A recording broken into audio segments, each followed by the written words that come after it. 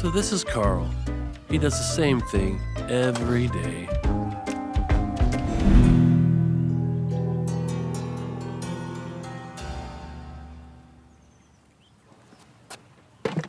But one day, he had an idea that would change everything.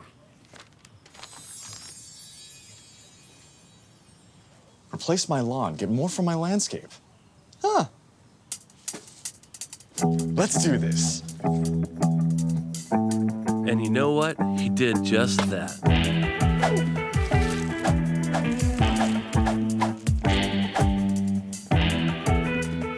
With drought-tolerant, pollinator-friendly landscaping, Carl's yard was transformed.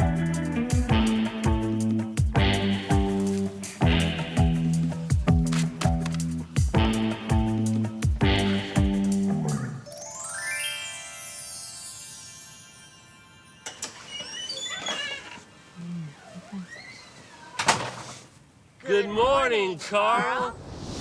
Isn't it a beautiful day? Yes, it certainly is.